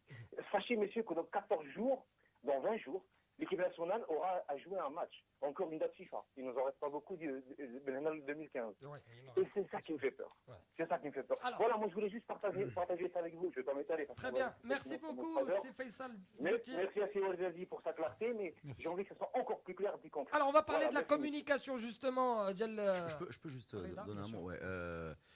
J'ai oublié le nom de l'auditeur. C'est Faisal de Rabat. C'est Faisal qui vient mettre à peu près appuyer l'idée de Choukhara de cela. Pour moi, c'est des mauvaises réponses à des vrais problèmes. Il y a un vrai problème, effectivement, celui qu'il y a énormément de gens dans ce système qu'on a fabriqué au Maroc qui privilégient leur intérêt particulier sur l'intérêt général et dont le programme tient en une ligne qui est d'être élu, voilà, globalement. Et quand ce n'est pas le cas, qu'ils continuent à appliquer leur programme, c'est d'être élu. Donc l'intérêt général passe en général. Donc là, il y a un vrai problème. Par contre, là, pour moi, la solution, c'est pas de mettre tout le monde. Mais c'est pas possible, ça n'a aucun sens. Parce qu'il y a un vrai problème, c'est un problème à la fois de mentalité, d'exercice démocratique, de notion de service public, d'intérêt général. On sait très bien que ça marche pas chez nous. Bon, pour X raisons que je suis même pas en mesure d'expliquer parce que je les connais pas, mais surtout pour éviter ça, l'idée n'est pas d'avoir une espèce de grand tout, de grand buffet où tout le monde est nommé pour finalement ne rien faire. Mais le best-of des deux. À la limite, je préfère moi un vrai conflit entre deux équipes avec deux visions qu'on met tout le monde, zéro vision, zéro équipe, où tout le monde est heureux, tout le monde a son titre. Il y a 48 commissions, Tout le monde est content, mais 32 personne ne équipes travaille. de première division avec 32 patrons de commission. Il y aura la commission des arrières gauche, la commission des arrières droits. Et ça, oui, il y a un vrai problème. Il y a un vrai problème.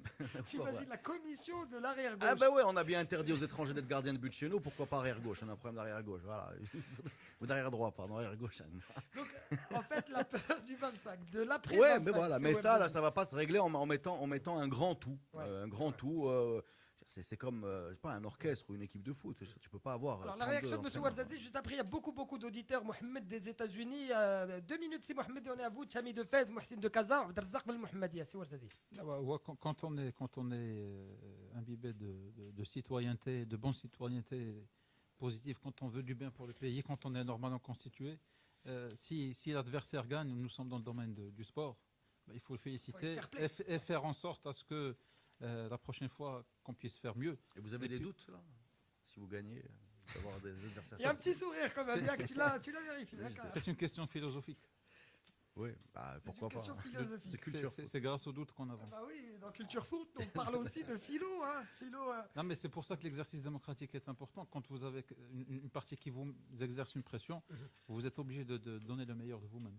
Allez, on va aller aux États-Unis parce que Mohamed nous appelle des États-Unis. Ça serait bien C'est de le assez faire. étonnant d'ailleurs la position de M. Fessifeli. Je crois qu'il a exprimé clairement votre soutien à votre liste hier. Oui, Ça oui, il soutient M. Al-Khaja. c'est assez étonnant parce qu'on a quand même l'impression que l'autre liste, elle porte beaucoup de ses des gens avec qui il a travaillé. En tant que président du FUS. C'est assez bizarre. En tant que président du FUS, C'est le même président du FUS qui était président de la fédération. Il n'a pas de. Ça n'a pas obligé M. Faziferi de s'auto-adresser des courriers relatifs à l'équipe du FUS. Hein. Donc, Pardon? M. Faziferi, en tant que président du FUS, il a déjà adressé des courriers de réclamation à la fédération. Oui, non, bien sûr. Non, je dis pas qu'il mélange les gens. C'est le club. Non, non, effectivement. Justement, c'est pour pas ça ce que je voulais dire. Ce que je voulais dire, c'est que M. Fessiferi soutient une liste qui est opposée à celle des gens qui ont travaillé avec lui dans Voilà, l'ancien voilà. bureau. Collaborateur. On a l'impression qu'on. Voilà. Ouais, effectivement, on va aller retrouver. qu'on lui a aussi pas Mohamed, imposé. Mais il a donné des arguments. Ah bah ça, je loupé la déclaration. Objectif, c'est-à-dire que ce n'était pas une décision en l'air. On va y revenir avant la fin de cette émission, mais d'abord direction les États-Unis. معنا سي محمد مرحبا بك. الله يبارك فيك يا سي حميد كي راك؟ الله يبارك فيك سي محمد. منين في الامريكان؟ انا في لا كارولين دي نور كارولاينا. تري بيان لا كارولين دو نور. سي محمد تفضل معنا سي الورزازي. السؤال ديالك لسي الورزازي سي محمد. انا السؤال ديالي ماشي الورزازي، السؤال ديالي لكم نتوما، واش انتما تغيروا كما يتغير المكتب الجامعي؟ ما فهمتش بنفس العقليه. ما فهمتش عاود لا انا شوف انا نعطيك نقول لك السؤال ديالي، واش نتوما كصحافه رياضيه اللي تمثلوا الشعب، واش تغيروا في طرح الاسئله، واش تغيروا في الانتقادات ديالكم، ولا تبقاو حاطين على بعض الاشخاص؟ لان كنت انا تسمع رضا العلالي مده سنه هو كيعطي التوصيل للراس، يعطي التوصيل للراس، يعطي التوصيل للراس حتى تحيد دابا لا التوصيل. واش لا I didn't listen to you guys. قلت لكم لمده سنه تفضل ولا سويت سي محمد. عطينا السؤال ديالك حيت مازال ما فهمتش انا السؤال ديالك بوضوح. السؤال ديالي واش بوضوح، واش الصحافه المغربيه، الصحافه الرياضيه المغربيه، واش تساير تغييرات اللي كاين لا تحصل في المغرب ولا تبقى بنفس العقليه؟ يعني واش سؤال واضح. Tout à l'heure on a parlé de mentalité, effectivement que c'était difficile. سي محمد من الامريكان كيتسائل واش الصحافه المغربيه حتى هي غادي تقدر تواكب لي شونجمون اللي غادي يكونوا في الجامعه. سي محمد دو كازا السؤال ديالو واضح. رضا ماشي سؤال موقف. موقف. حنا ما كنسواوش وخصنا نزيدوا لقدام. واش غادي نقدروا نزيدوا لقدام الله اعلم. اش بان لك رضا؟ ما كنظنش. نبقى انا واحد. شكرا لك على ايد سي وإلا محمد. كانوا انا بكاع احترامي للشخص رشيد الطوسي اللي كنعرفه ما عنديش مشكل مع الشخصي زعما الا كانوا النتائج لا الا كانوا النتائج مزيانه وكيعجبوك سي طون ميو. حنا ما عجبتنا انا ما عجبتنيش شخصيا هذه الفرقه ولا لا في النتائج ولا في الاداء. دونك غادي نقولها بحيث انا جو سو اوبليجي باش نقول هذا الشيء. زعما كان شي حاجه خايبه ونقول لك زوينه ما يمكنش. الفكره دابا ديالو الا كانت كتعجبني ما عنديش مشكل كنحترم الراي ديالك ولكن زعما الاغلبيه ديال المغاربه الا كنا حنا كنمثلوا الشعب راه ما عجباتهمش هذه الفرقه، لا اونكور اون فوا، لا من ناحيه النتيجه والنتائج ولا من ناحيه اللعب. شكرا ماتنون زعما عجباتك ما عندكش مشكل. شكرا لك. لا هذه الكلمه الغربه سي نورمال، عجبو المنتخب واخا يخسر. شكرا لك سي محمد من امريكا. ايفيدامون ريسبكت سون افي لافي دو نوتر اوديتور. عجبو المنتخب. انا شغل كان حاط على التوصيل. مرحبا ماشي مشكل، بالعكس عنده الحق يعبر على الراي ديالو، هذا هو راديو مارس. نطلعوا النيفو على حسابه هو، على حسب ما قال هو، هي نقولوا هذا الشيء مزيان. دونك فوالا. لا ولكن حنا كاين الصحافه اللي كتقول هذا الشيء مزيان، ما عندناش مشكل. حنا اوني لا بور دير ان بتي بو سكون فوا. تامي من فاس اوديتور فيدال راديو مارس سيت كولتور فوت. نمشيو لمدينه فاس مع السي تامي. مرحبا بك سي تامي. تبارك الله سي حميد. الله يبارك فيك مولاي. ايوا هذا عالم السرعه من الميريكان لفات اخويا حميد. الحمد لله الحمد لله الحمد لله. تحيه لك والسي عبد الفتاح والسي رضا والضيف ديالك السي ورزازي. غندخل بسرعه، عندي واحد جوج اسئله. تفضل. وسمح لي الا هضرتيو على هاد الاسئله ديالي لحقاش ما سمعتكمش من الاول. الا كان السؤال فايت له الصداع اسمحوا لي. ما تخافش تفضل. غير هذه القضيه هذه كنهضر بصفه عامه، ماشي على اللائحه اللي فيها السي ورزازي. بون سي جينيرال بالنسبه للائحه ديال السي اكرم، وبما ان الضيف ديالكم تيمثل اللائحه اذا السؤال ديالو غير عندي جوج اسئله بسيطه. هي كلشي تيتحدث، انا ما عنديش شك باللي هاد الناس كلهم غيعملوا لصالح الكره الوطنيه، كلهم باغيين، كاينه لا فولونتي، ولكن تبقى لا فاسون اللي فين كاين اختلاف. غير بالنسبه للانسان عادي اللي هو بحالي جمهور باغي يشوف كل شيء مزيان، شنو اللي كل شيء عنده برامج. اولا شكون اللي تيتضمن بلي هاد البرامج غتطبق؟ هذه بين قوسين. ثاني حاجه كل شيء اللائحات بجوج، كل شيء تيتحدث على الحل الاخر اللي هو من غير ذاك الموارد اللي باينه ديال الجامعه والفلوس وهذا، كل شيء تيتحدث على الشهادات الشخصيه وقادرين هاد الناس تكون عندهم دي غولاسيون ويجيبوا شي حوايج. مع العلم يسمحوا لي في اللائحات بجوج انهم هاد الناس ما قدروش يجيبوا الحل الاخر ولا الشهادات الشخصيه الفرقي ديالهم. كلهم لا بغيتي تقول علقوا تقريبا الرايه البيضاء في سبيل الانديه ديالهم. كل شيء تيتحدث على الشهادات الشخصيه وما قدروش يديروها في لي زيكيب ديالهم. والان شكون اللي غيضمن بانهم غيلقاو لا تخوازيام سوليسيون ولا لا دوزيام سوليسيون اللي من غير داك الشيء اللي باين. واسمح لي اخويا حامد. مرحبا سي تامي. سي تامي لا بروميير كيسيون، السؤال الاول ديالك راه جاوبنا عليه، السؤال اللي طرح رضا علالي في الاول ديال البرنامج. En revanche, on va essayer de répondre à Sylwal Zazi à la deuxième question de notre auditeur qui parle de vous et de vos clubs.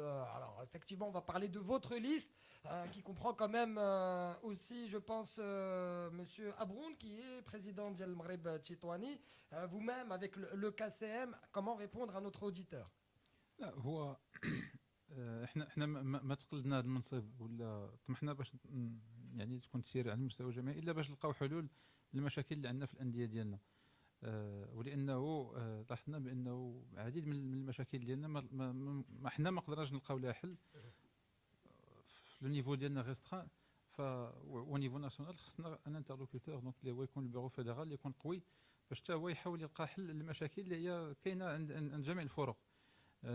مثلا في التسير ديال الفرق ديالنا بطبيعه الحال هنا فين كتبان الحنكه، يعني كتبان ديك لوبتيميزاسيون بالقليل كتقدر دير الكثير، بالقليل كتقدر دير الكثير. ولا باغ اكزومبل لا مونتي ديال الكاسيام للبريمير ديفيزيون، بروني سيت اكزومبل لا مثلا. ليكزومبل ديال الكاسيام اللي يعني فريق اللي عنده مشاكل ماديه كبيره وفي نفس الوقت منظف البيت الداخلي ديالو.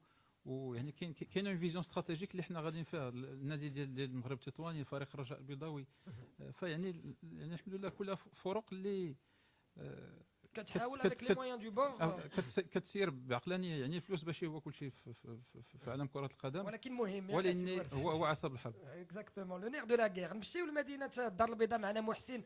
سي محسن مرحبا بك.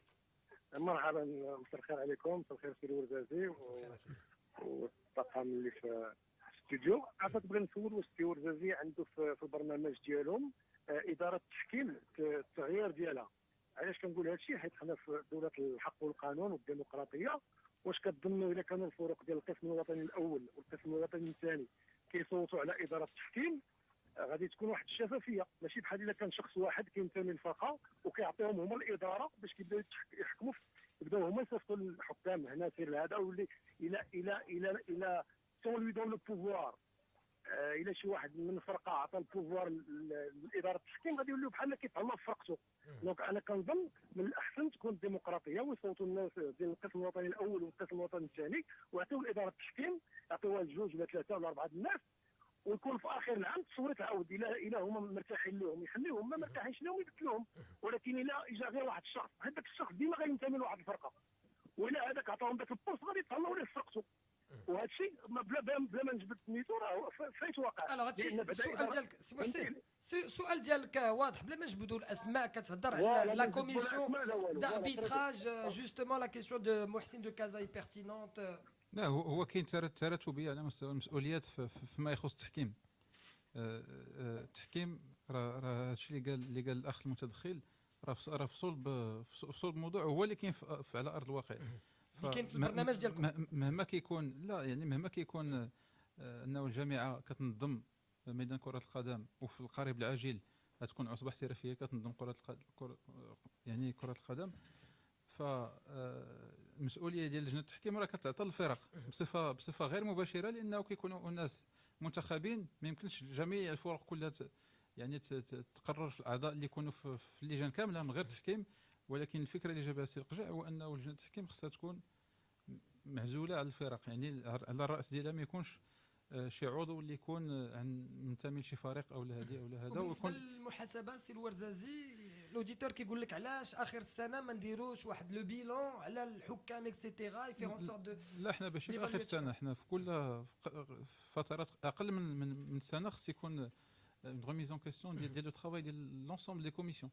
يعني هذا هو الدور ديال كون تو ديليغ اون تاش راه خصك مره في السيمانه ولا مره في 15 يوم ترجع وتقول اش درتي اش ما درتيش وعلاش ما درتيش. Pareil pour la commission d'arbitrage maternel qui peut prendre des décisions sur place. On a parlé ici même du cas de l'Espagne qui le lendemain matin avait pris des sanctions par rapport à l'arbitre ديال Real Madrid Elche si ma mémoire est bonne. شوف الحكام خص يكونوا عندهم ظروف الاشتغال تكون في مستوى عالي، يكون عندهم استقرار نفسي واستقرار مادي. تكون لجنه التحكيم تكون كيسيرها الناس ديال التحكيم ولاد الميدان وكتخدم بطريقه شفافه. ملي كيكونوا تنويهات كيكونوا علنيه، ملي كيكونوا دي سانكسيون يكونوا علنيين، يكون كل شيء واضح. نمشيو دغيا باقي 3 اوديتور. الاخطاء ديال التحكيم راه وارده في Il y a deux choses juste sur l'arbitrage. Pour moi, il y a des erreurs d'arbitrage, on les voit tout le temps. On a vu même en Bundesliga des buts qui rentrent par l'extérieur du filet. Ça me choque pas. Moi, ce qui me choque. Pardon ? Ça peut arriver. Oui, non, mais c'est pas ça moi, ce qui me choque. Ce qui me choque, c'est que la spécificité marocaine, c'est pas les erreurs d'arbitrage, même si les arbitres sont moyens, il y en a beaucoup. La spécificité qu'on a chez nous, c'est qu'on a une championnat du Maroc où on joue pas beaucoup au foot. On joue pas beaucoup au foot parce qu'on a des simulations et on a des simulations qui sont jamais récupérées en fin de match. Donc c'est ça juste. Je sais pas moi si demain M. Ouelzazi va avoir des responsabilités à la fédération. Mais en attendant, quand vous serez sûrement injoignable, je vous le dis maintenant, et j'aurais dit la même chose à l'équipe Akram. J'aurais dit la même chose à l'équipe Akram si je l'avais croisé. Un mot sur la communication parce que on peut plus avoir un championnat avec 20 minutes de jeu effectif par mi-temps. Et ça, c'est une spécificité. C'est pas les pénaltys, une spécificité marocaine, c'est vrai. Dans tous les pays, la spécificité, c'est qu'on joue pas au foot. Alors là, c'est la formation. C'est la formation. Ah là, c'est la formation. Il suffit de leur dire, j'ai 20 minutes. Il n'y a pas que la formation, parce que la question d'Arreda, il y a aussi le volet communication, parce que une fois qu'ils auront mis 3 ou 4 fois 15 minutes d'arrêt de jeu, et j'ai regardé dans les textes, il n'y a aucune limite. Justement, mais quand tu es bien formé, tu ne vas pas tomber dans les simulations, parce que ça casse le rythme. Ouais, même qu'il simule, qu'il arrête, mais rien qu'il rajoute 15 minutes, ils vont plus simuler. Qu'il simule, ça y est, mais à la fin, quand il aura un quart d'heure de plus, il va plus simuler. Allez, très vite, j'aimerais les auditeurs, سؤال par auditeur, mais très rapide. عبد الرزاق من مدينة المحمدية. سي عبد الرزاق مرحبا بك. كنقاطع الخط نمشيو عند مراد من أصيلة. سي مراد مرحبا بك. شكرا لك سي مراد. تفضل السؤال ديالك، ما بقاش عندنا الوقت بزاف. حنا كنتمناو هذا الشيء طلب الشعب المغربي داك الشيء اللي بغينا يكون في المستوى العالي وبغينا الناس يكونوا حسن الظل الجمهور وتنتمناو حنا مثلا اكرم. انا ما تنعرف لا القش على اكرم. انا جمهور من مدينه اصيله. تنهضر بالنسبه لاكرم مثلا ما نجحش في الفريق ديالو، ما يبقاش ينجح في الجامعه حيت هو كيف الجامعه. سي مراد الله يخليك، النهار اللي غادي نعرضوا على لي مومبر ديال لا ليست البيرو ديال السي اكرم تقدر تطرح السؤال ديالك باش يقدروا يجاوبوك. اليوم خاصني الاسئله كي كونسير لا ليست ديال مسيو القجع. شكرا لك سي مراد من مدينه اصيله. ناخذوا دغيا السي العماري من مدينه الفقيه بن صالح. السي العماري مرحبا بك. يدير ابو حميد الله يبارك فيك سي العماري. داير الاخوان تنسلم عليكم الله يبارك فيك. وكل شيء. تفضل سي العماري السؤال ديالك. انا غنهضر معك باللغه العميريه. تفضل. علاش هاد الناس اللي تينوضوا للجامعات تيكونوا ضريبين بزاف وتعرفوا يهضروا في الراديو؟ لا ما فهمتش السؤال. عاودوا سي العماري. هادو اللي نادين دابا هادو اللي بغاو ينوضوا للجامعه دابا ضريبين بزاف درا واش مشاكل؟ ضريبين حشومه ضريبين بالله تعرفوا يهضروا في الراديو وراه المغرب ولاد الشعب راه فاقوه راه حنا فقناه ويخليونا بغينا اللي يقوم. انا والله والله تنطلب سيدنا يعطي للجامعه الراديو مار. لا سي العماري شكرا لك سي العماري. شكرا لك سي العماري الصديق ديالنا ديال راديو مارس فيدال اوديتور بيان ايفيدامون. شكرا لك سي العماري. ما بقاش الوقت دغيا في التعاوي. Vous aurez un porte-parole pour oui, justement la communication. Oui. Qu'est-ce que vous pouvez nous dire? Est-ce que vous allez nous promettre effectivement que vous allez communiquer? Il y a une organisation donc qui va se mettre en place, Inch'Allah, si la liste passe, qui comporte notamment donc un chargé de communication permanente avec les différentes parties prenantes, notamment la presse écrite, électronique et audiovisuelle. Voilà, qu'il n'y ait plus d'omerta par rapport à la communication de la Fédération marocaine. Il y a un directeur de la communication déjà. Oui, monsieur Fouad Znaïti, qu'on salue bien évidemment. Allez, 20h56, un grand merci, monsieur Ouarzazi. C'était notre invité ce soir. On vous souhaite bien évidemment du courage et bonne chance. On dira la même chose et on souhaitera la même chose aux représentants de la liste du bureau de monsieur Akram. Merci beaucoup, Ftialaoui. Merci beaucoup, Reda Lali. Merci à notre réalisateur. La suite des programmes dans un instant. Raja Café avec mon ami. Je suis en train de voir le but d'Ibrahimovic là. On n'a pas enfin de le revoir pour la 30e fois, la 100e. Ouais, voilà. On n'a pas beaucoup parlé de foot, mais il y a eu des belles choses ce week-end. Demain, on parlera Coupe du Trône. Très très belle nuit. Bonne soirée à tous. À demain.